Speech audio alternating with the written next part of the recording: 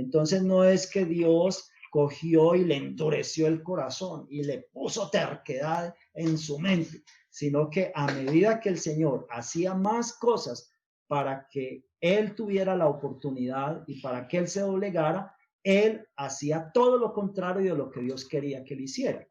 Que Dios quería era que él se doblegara, que él reconociera que Dios era el todopoderoso, el soberano, que no eran sus dioses, que no eran sus ídolos, que no eran sus brujos, que no eran sus hechiceros, que no era él la representación o la presencia humana de Dios a través de una persona, porque eso era lo que ellos se creían, que ellos eran una manifestación de Dios en un humano y que ellos prácticamente eran Dios mismo. Y entonces, entre más el Señor insistió por exhortarlo, por llamarlo, por motivarlo, por dársele a conocer, por mostrársele que de verdad eso a lo que él servía no eran poderosos tanto como el verdadero Eloa, y que había que darle el tributo, la honra, la obediencia, la exaltación, la adoración, el reconocimiento al único verdadero, y que todo lo demás era falso. Entre más el Eterno le daba estas muestras, el más se ponía terco, más se ponía empecinado y más se esforzaba y se reforzaba en ir a la contraria. Entonces, a veces los seres humanos somos así. A veces el Señor nos muestra que hagamos tal cosa de tal manera, o nos da un mensaje y nos dice, no haga tal cosa así, haga tal cosa de tal forma, y yo me quedo ahí, pero eso sí será así, pero eso yo veo que por ahí no sale, por ahí es como peor, yo creo que es mejor por tal lado, y entonces me voy por mi propio consejo, por mi propia prudencia, y no me fío, no me apoyo en la dirección que el Señor me da, y estoy es ahí endureciendo mi sensibilidad espiritual, mi percepción de mi alma hacia la manifestación de lo en mi vida, y después voy a decir, uy, no, pero el Señor, eso no es cierto, eso es muy duro, eso no está por ninguna parte, no se ve la manifestación de su mano, de sus milagros, de su presencia, de su favor, y pues no fue que el Señor me encegueció, no fue que el Señor me puso terco, fui yo que cuando dejo de prestarle atención, cuando dejo de obedecerle, cuando empiezo a considerar que mi propia sabiduría es la que tiene la luz de salida frente a una situación, y que esa luz que me está dando el Eterno por ahí no es, entonces el Señor va dejando que las cosas sigan así, me sigue dando muestras y cada vez yo menos las voy entendiendo o las voy dilucidando o voy perdiendo el discernimiento del espíritu, y se me va creciendo el discernimiento humano y ese razonamiento humano, y pues todo lo voy a seguir conduciendo cada vez más fuertemente por esa vía. Nosotros estamos frente a dos opciones, y Paró estaba también frente a dos opciones, y esas opciones las propone el Abacados, y él es el que las explica y le dice, aquí le pongo la vida y aquí le pongo la muerte, aquí le pongo la bendición y aquí le pongo la maldición, mírelas aquí, y se las explica, se las muestra y muestra, él es el Dios de cuál y cómo acceder con valentía, con esfuerzo a lo que él quiere, y dice, escoge la vida, pero me deja a mí que yo lo escoja, me deja a mí que yo decida, no me fuerza, no me violenta a que tengo que escoger lo que él me dice que escoja. Entonces ahí es donde juega la libertad, ahí es donde juega el libre albedrío de poner esas facultades que el Señor me ha dado al servicio de lo que él me ha mostrado, que es lo que me va a llevar al propósito por el cual él me creó. Pero yo siempre quiero llevar mi vida al propósito que yo quiero, no al propósito por el cual el Abacados me ha creado, y al propósito por el cual ha dado a Yeshua para que pague la pena de muerte por mí y para que derrame su sangre para lavar mis pecados y justificarme y ser llevado a su presencia, a su trono de gracia. Entonces ahí está ese problema tan complejo de Paró. Y otra palabra diferente que se traduce también, que endureció el corazón y el Señor endureció más y más el corazón de Paró, es otra palabra que significa pesado. El corazón de Paró se volvió pesado y con las cosas que el Eterno hizo se volvió más pesado, cuando el Eterno estaba esperando era que todo lo contrario, se volviera menos pesado, sino más espiritual, más manejable, más sumiso, más obediente, más sensible a la voz del Padre y a la guía del Padre. Entonces, eso nos da una visión, un punto de vista un poquito distinto a lo que tanto hemos oído decir, que el Señor endureció el corazón de Paró y que apenas el Señor hizo esta y esta otra, endureció más el corazón de Paró. Entonces eso lo podemos entender en nuestro medio con un sentido muy diferente a cuando miramos estas palabras que se usan para, que se traducen de esta forma, para representar o para explicar, para mostrar qué fue lo que pasó con Paró. Cómo él, a medida que el Señor iba actuando con él y le iba dando la oportunidad y le iba mostrando que él era el verdadero, él se iba revelando más y se iba oponiendo más y se iba poniendo más resistente, más enemigo y más desafiante y más incrédulo y más pesado. Entonces, por eso el Señor dice que lo endureció, que lo puso pesado y que lo esforzó a que se opusiera, porque cada vez que le hacía algún milagro, todas estas plagas fueron unos milagros, y cada vez que le daba una oportunidad más, él, en vez de aprovecharla en el propósito de lo que el Señor quería, aquí tienes la vida y aquí tienes la muerte, escoge la vida, él siempre escogía la muerte y escogía contra la vida, en oposición a la vida, en resistencia a la vida, en resistencia al Señor de la vida. Y él creía que iba a llegar a un punto donde él iba a vencer y donde él iba a ser soberano y a tener como ese orgullo de que miren que yo sí tenía razón, miren que yo sí estaba con el que es el Todopoderoso y lo que estaba ocurriendo era una fuerza que no es real, que no es verdadera, una fuerza que apenas es una pretensión y que la pude vencer y lo pude demostrar. Y eso era lo que él quería demostrar. Y el Padre sabía. Y por eso dice, lo endurecí más y se volvió más duro, lo volví más duro.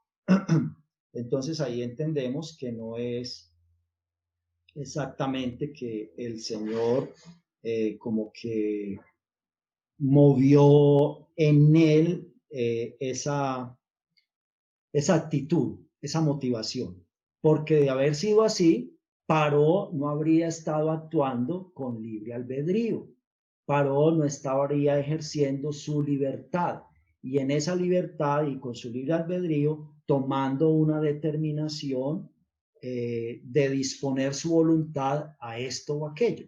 Él libremente tomó su decisión y dispuso su voluntad a lo que él quiso, a pesar de que el Señor casi que lo presionó a que hiciera otra cosa. Y él no se dejó presionar. Él siguió haciendo la otra cosa obstinadamente que él quería. Y eso es lo que pasa ahora con esta situación que nosotros tenemos en este momento. Está siendo violentada nuestra libertad, está siendo violentado el libre albedrío. De verdad que si yo quiero solamente dedicarme a leer estas escrituras o a combinar todo en mi vida, con la guía que el Espíritu me da a través de estas escrituras, por las leyes que se están imponiendo y que se están estableciendo en todo el mundo, yo estoy siendo obligado, estoy siendo presionado, estoy siendo amenazado, atemorizado, aterrorizado para que no haga eso. Entonces, eso es una violación de mi libertad. Esa es una violación de mi derecho a expresar y a vivir y a proclamar a quien me ha salvado y a quien me ha fortalecido en su espíritu. Y ahí es donde yo puedo demostrar que sí estoy tomando una decisión con libertad, que a pesar de eso, esa sigue siendo mi decisión y que nada ni nadie me la va a hacer cambiar.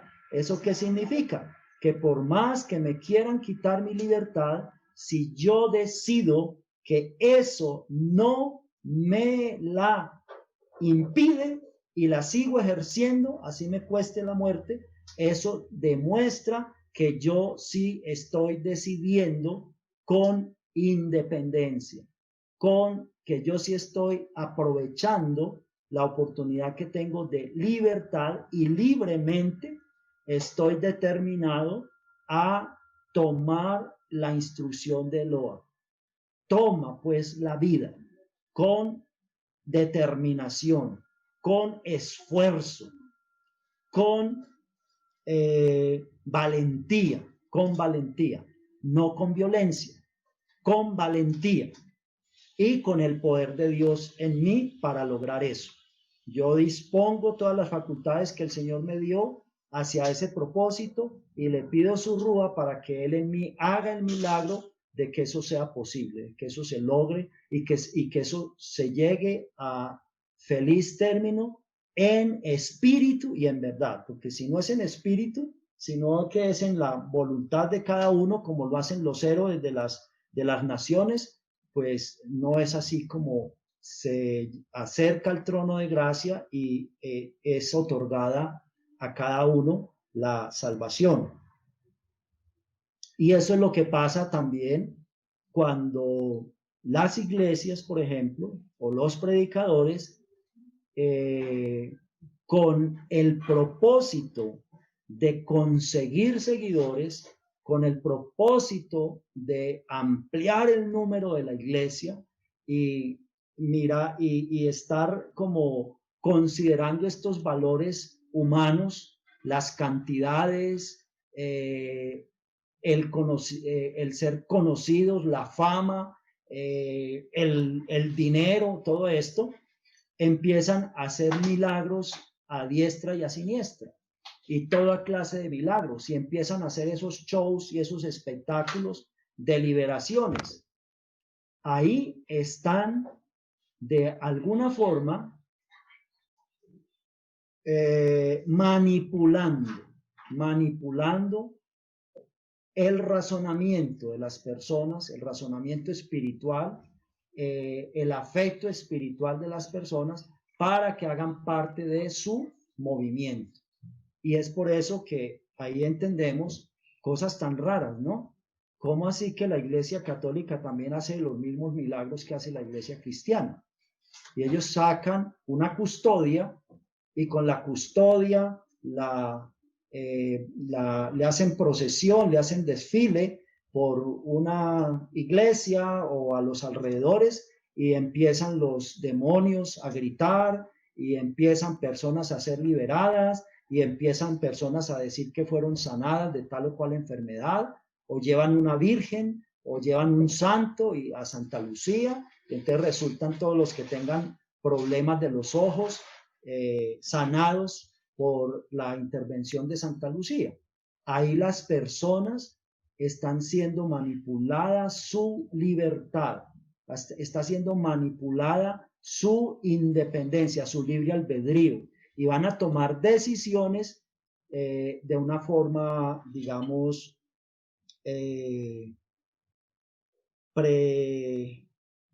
¿cómo diríamos? Como prediseñada. Eso se está haciendo en función de que va a llevar al propósito de que tomen tal decisión. Y vemos que en la iglesia cristiana están haciendo lo mismo. Y entonces, antes lo hacían en el nombre de Jesús, por la sangre de Jesús, y ya ahorita a veces lo hacen que adicionalmente tienen que llevar unas espigas de trigo, o que tienen que llevar un vasito o unos frasquitos de agua, o recoger esos frasquitos de agua a la entrada de la congregación, o que tienen que ir y pegarse, porque hasta esas cosas las usan en algunas iglesias, un talit, y ponen el talit allá adelante, al frente. Entonces las personas que se peguen en el talit, o que con otro trapito toquen el talit, entonces ya el trapito se impregna de la unción que tiene ese talit o una sábana, y ya con ese trapito van a tener la presencia del Espíritu en sus vidas, y van a tener sanidad de enfermedades, y van a poder liberar a posesos o a influenciados por seres de las tinieblas, y todo esto, toda la magia que hacían los sacerdotes de Paró, y que era una copia de lo que también hacía Eloa a través de sus sacerdotes, a través de sus representantes.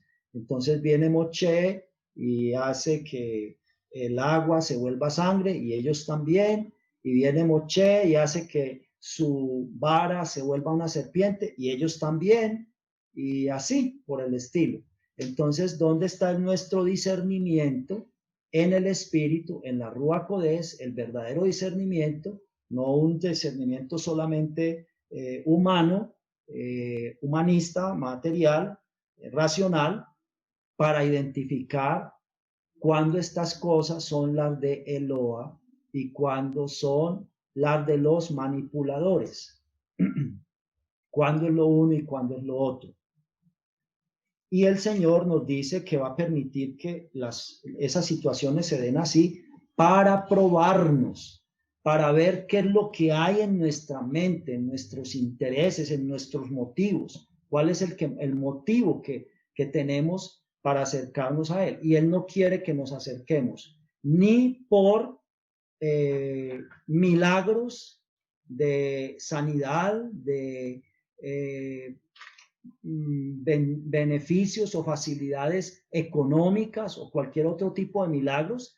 Él no quiere ni que nos acerquemos por eso, ni que nos acerquemos por miedo, porque ya llegó la espada y nos está rodeando, y vamos a ser la próxima cabeza cortada.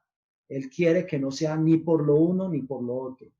Él quiere que nuestro acercamiento a Él sea porque estamos absolutamente seguros de que lo que Él nos ha dicho en esta palabra, lo que Él nos ha dicho en este libro, es la verdad, la pura verdad, y nada más que la verdad. Y que en esto confiamos, y que por esto nos guiamos, y a esto seguimos, conforme su Rúa nos da el discernimiento, nos da el entendimiento, y por eso Yeshua nos dejó su Rúa. Y dijo, yo ya me voy, yo ya no voy a estar más con ustedes acá, en mi cuerpo glorioso, voy a estar allá con mi Padre en su trono, no voy a estar acá más ni siquiera en mi cuerpo glorioso.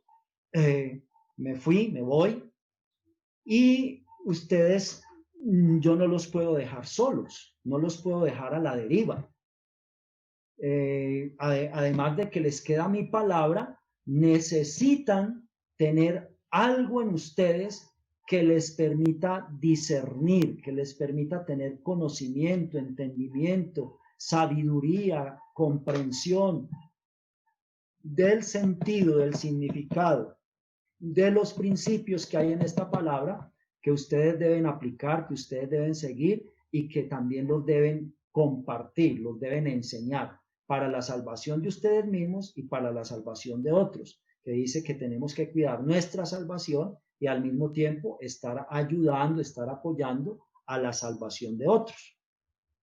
Entonces, estamos en este momento en esa situación, como cuando nos dice la Escritura que en los días de José hubo otro paró que hizo todo lo contrario a este. Hubo otro paró que sí reconoció al Eloa creador, al Eloa del universo, al Eloa verdadero, y le dio la honra, le dio la gloria, lo exaltó y se humilló, se sujetó a Eloa y reconoció que este hombre era la manifestación de ese consejo, de esa palabra, de esa guía de parte de ese Dios único, absoluto, verdadero y lleno de bondad, de gracia, de misericordia, de paciencia, en el único en el que hay salvaciones, no en nadie más. Y ese paró, reconoció eso así y dijo, ¿quién otro hay sobre la tierra en el cual esté presente ese espíritu del Dios Santo, del Dios Todopoderoso? Este es el único que tiene esa sabiduría, esa prudencia, esa inteligencia. Entonces, confiemos en él el manejo de toda esta nación, el manejo de esta potencia mundial. Y nadie en todo Egipto moverá una mano o un pie sin que sea con su visto bueno, porque solo en su visto bueno es donde está la guía sabia. En nadie más está la guía sabia, la orientación prudente y sensata de los cielos. Nadie más tiene esa orientación del trono mismo del universo. Y entonces todo mundo sujeto a Joseph, y Joseph dice era como Paró, y Paró dijo, este me va a representar en todo porque este va a ser lo bueno, este va a cumplir la voluntad del cielo para todos nosotros, este va a manifestar toda la misericordia, la gracia, la bondad, el perdón, las salvaciones de ese único Dios que da todas esas cosas. Yo mismo no tengo los elementos para ser eso, yo no soy ese instrumento escogido para eso, entonces acepto esta bendición que el Señor nos da y le pongo todo en su mano, le pongo todo a su cargo para que Él lo lleve a la honra, la gloria, la exaltación, al agradecimiento a ese Dios tan maravilloso, a ese Dios de milagros. Y dice, y en todo Egipto, todo el mundo doblaba su rodilla y adoraba a Joseph. Todo el mundo veneraba, reverenciaba a Joseph como a Paró mismo, porque Paró lo puso como su plenipotenciario, su representante irrestricto, sin límites, sin límites.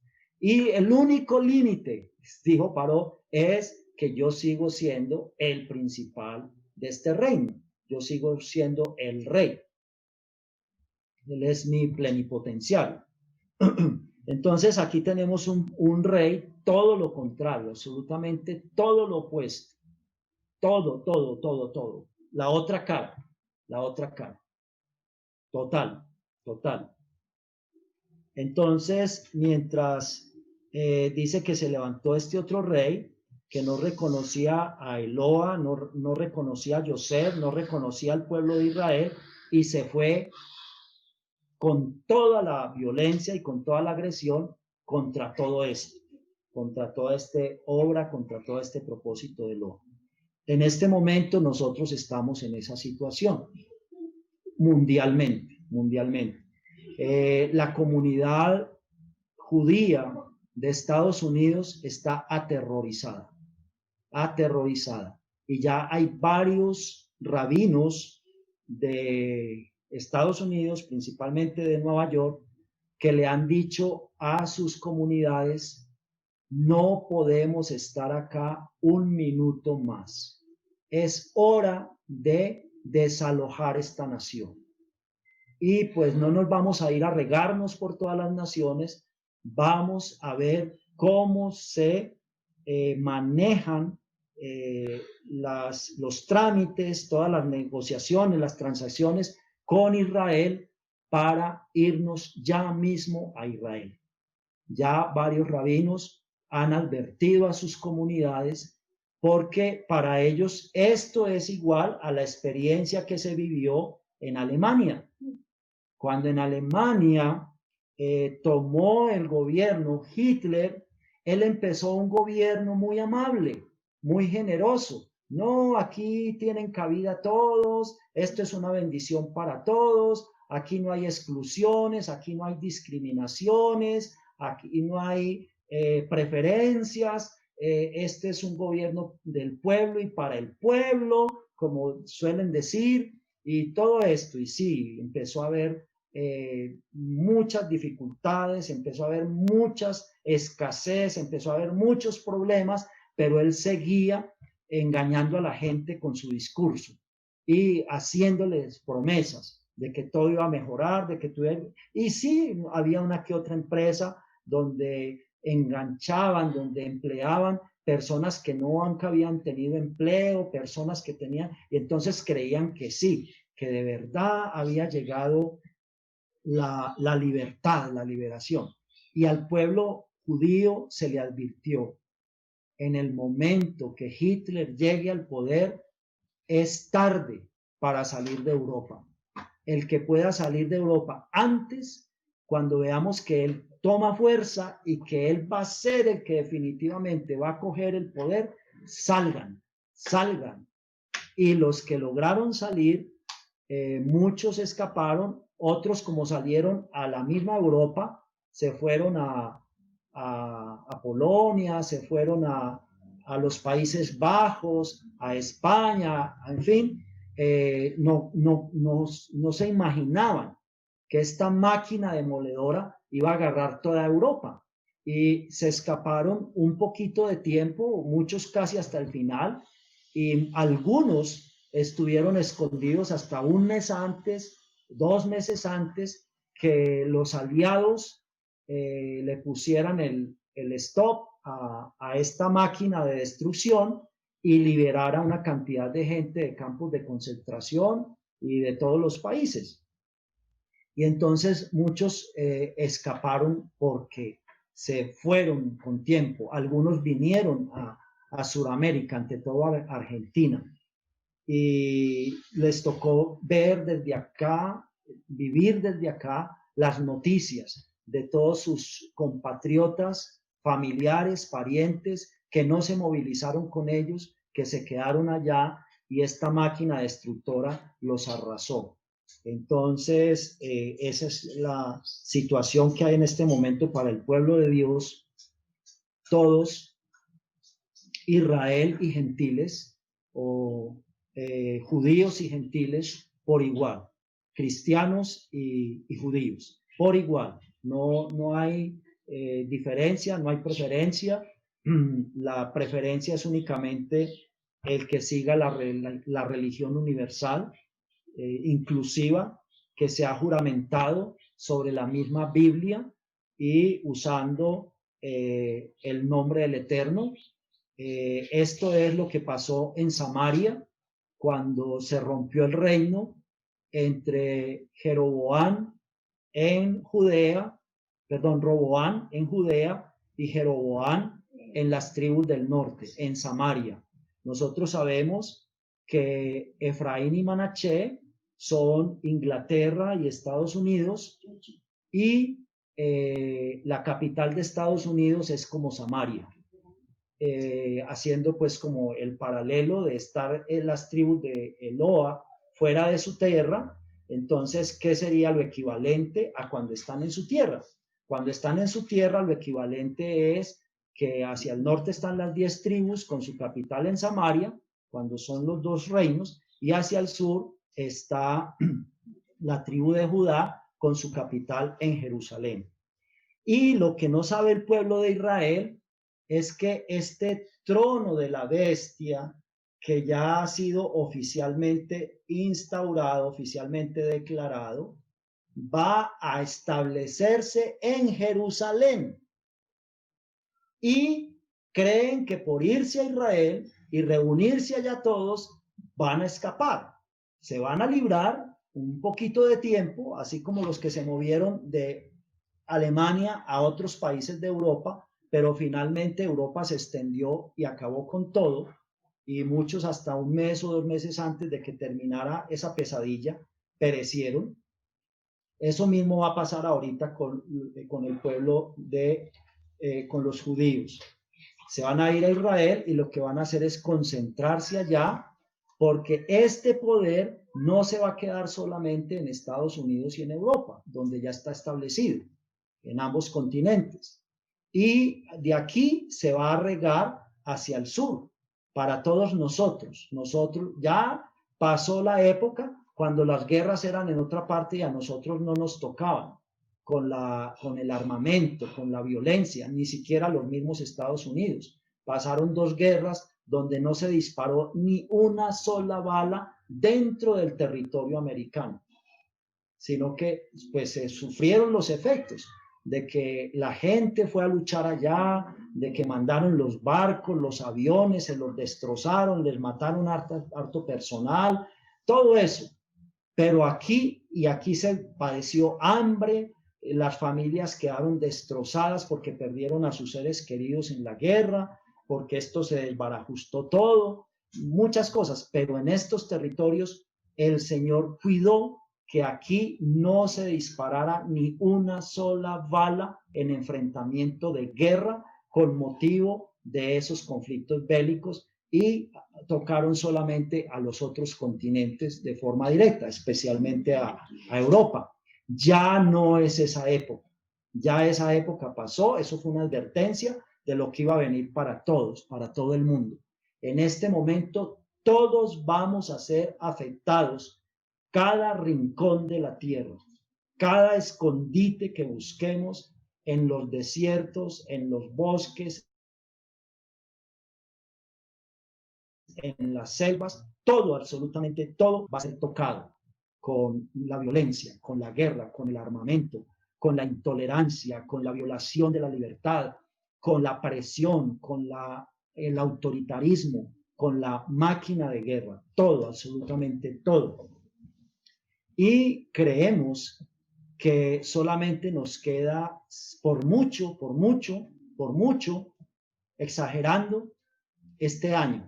Creo que no alcanzamos a completar este año sin que antes ya se haya desbordado en un nivel muy fuerte todo este plan, todo este propósito, toda esta tendencia.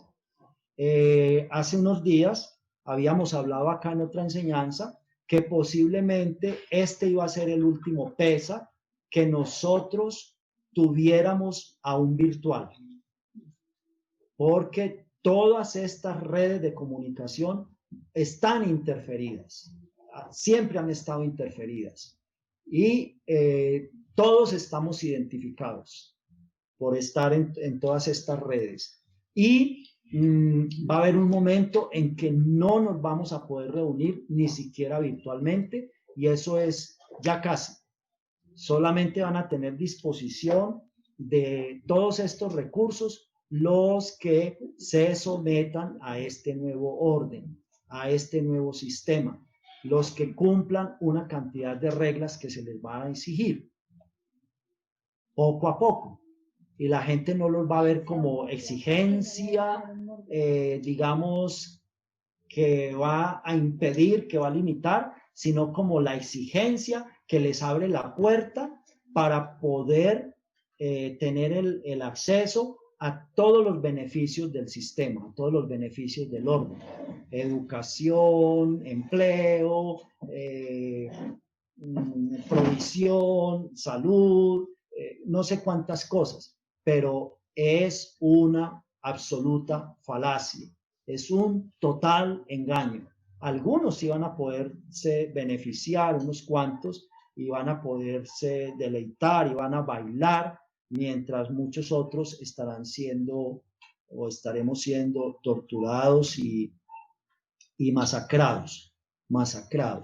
Y se va a extender desde China, desde el oriente, se va a extender desde el norte, desde Estados Unidos, desde Europa, a todo el resto del continente. Entonces, aquí a todo el resto de Centroamérica y Sudamérica, en Europa, a todos los países de Europa y al África, y en el Oriente, desde Rusia y desde China, a todo el resto del Asia Oriental. Eso no va a quedar nada, como dijo Yeshua, no va a quedar piedra sobre piedra. Y cuando veamos que esta abominación desoladora es instalada en Jerusalén, la embajada se instaló en Jerusalén con otra iniciativa, con otro enfoque, con otra idea, pero esa embajada va a servir a otro propósito, que como ya está ahí la embajada americana en Jerusalén misma, ya no es en Tel Aviv, entonces esa abominación desoladora pues no se va a instalar en Tel Aviv cuando viene por vía de Estados Unidos, porque su embajada está en Jerusalén. Y entonces esa embajada va a cumplir el propósito que la abominación sea puesta directamente en el corazón mismo de Jerusalén. Y si cuando ustedes vean a Jerusalén rodeada de ejércitos, porque esta abominación que se va a extender por todo el mundo, esa oposición a todo lo que sea Dios o se llame Dios o sea objeto de culto, va a oponerse a todo esto. Entonces va a mandar una cantidad de ejércitos a rodear a Israel, a rodear a Jerusalén y a tomarse todo por la fuerza, por la violencia. Eso sí es arrebatar por la fuerza, por la violencia. Es diferente a lo que el Señor quiere decir cuando nos dice que nos echemos mano de la vida eterna y no la larguemos. Dice que tenemos que ser determinados, decididos, osados, dispuestos a que pase lo que pase. A ser, como dice, valientes y sin temor. Y entonces dice que cuando veamos esa abominación desoladora en Jerusalén, los que estén en Judea no entren a la ciudad y los que estén en la ciudad salgan despavoridos a los montes, a los desiertos, donde quiera que el Espíritu los guíe a protegerse. Y algo equivalente es lo que pasó en Europa con Hitler. Cuando vieron esa abominación puesta ahí en lo que debería ser el sistema legal, el sistema jurídico, el sistema democrático de Alemania, los que se apercibieron volaron lejos y pues algunos alcanzaron a ir más lejos hasta ser protegidos, otros en la misma Europa, el tiempo, el Señor, como dice el Señor, cuando estén ocurriendo estas cosas, yo voy a cortar el tiempo. Hubo un momento en que el Señor metió ahí su mano y no dejó avanzar más esta máquina destructora y muchos en algunos lugares de Europa no les alcanzó a llegar este horror y fueron librados. Otros les alcanzó a llegar un mes antes, 2 meses antes de que el Señor cortara esta locura. Y así esperamos para el final. Tiene que haber un momento en que el Señor corte esta locura, porque si no, dice, no va a quedar vivo ni uno, no va a quedar nada que se llame vida sobre la tierra, absolutamente nada. Si el Señor no mete su mano, impide que esto llegue a su propósito último, final. Entonces, estamos a las puertas de la gran Geulá, estamos a las puertas de ese nuevo éxodo, de ese nuevo, de esa nueva protección. Y parece ser que a partir de Pesaj estamos en ese tiempo, estamos en esos momentos, a partir de este Pesaj. Entonces, por eso hemos pedido con anticipación, pues nos parecía que era mucha anticipación, pero resulta que no es ninguna, es apenas lo preciso y casi que forzado el tiempo que tenemos para prepararnos espiritualmente y físicamente. Ya ha habido instrucciones de cómo alistar el mantelito blanco, de cómo alistar las carpeticas blancas, de cómo preparar tener en la casa harinita por si vamos a preparar la matzá nosotros mismos, cómo tener ya el vino que tiene que ser para la pesa de machía, tiene que ser vino seco, no puede ser vino dulce. La fiesta de los panes sin levadura. Son 2 noches. Una noche fue cuando se consumió el cordero en Egipto para que los primogénitos no sufrieran el juicio de morir por todo el resto de sus familias, y a la noche siguiente salieron de ahí con mano poderosa, y el Señor nos dice que hay que celebrar ambas cosas. Hay que celebrar la noche de la comida, de la ofrenda del cordero, que fueron liberados nuestros primogénitos, y hay que celebrar la noche en la que fuimos sacados con brazo poderoso. Entonces son 2 cosas diferentes que pertenecen a la secuencia de un mismo sentido de la celebración. Y entonces, pues ahí seguimos hablando. Nosotros, pues como más o menos traemos como un tiempito que hemos estado haciendo las cosas así, pues contamos con algunos de esos elementos. Tenemos el mantelito, tenemos las carpeticas, las copitas, ya sabemos que pueden ser copitas desechables. Por ahí tenemos una bandejita, solo una adecuada, nos haría falta otra que esté adecuada. La semana pasada el Señor nos proveyó el vino, harina tenemos también, el Señor nos ha provisto un poquito de harina, suficiente para hacer la matzá. Los que la vayan a comprar están tarde para haberla pedido a las judaicas, y no se esperen hasta que traigan la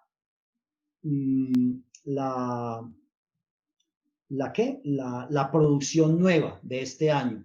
El kosher le pesa para el 2021. Si hay matzá del año pasado, cómprenla para que tengan la matzá cuanto antes. A veces al rabino Nataniel, al rabino Johanan, Oscar, y yo no sé cuántas judaicas más, hay otra en Cali, y se llama Ciudad de Jerusalén, etcétera. Habría que preguntarles si tienen matzá del año pasado, y a veces la venden un poquito más económica. Se puede comprar, es apropiada para pesas siempre. Y si nos ponemos a hacer el encargo ahora y a esperar que ellos hagan la importación y que esté dispuesta para pesa, nos ponemos en riesgos con todo este revuelto que hay en el mundo, con todas estas comunicaciones, con todos estos transportes y con todas las cosas. ¿Qué más les quería decir? Bueno, la noche de pesa ha sido una noche, la pesa de Machía, ha sido una noche en la que normalmente hemos tenido solo el pan sin levadura, la matzá y la copa de vino. Hemos hecho el netilá de pies, el lavamiento de los pies, como Yeshua nos ha instruido, porque nuestro rebe es él.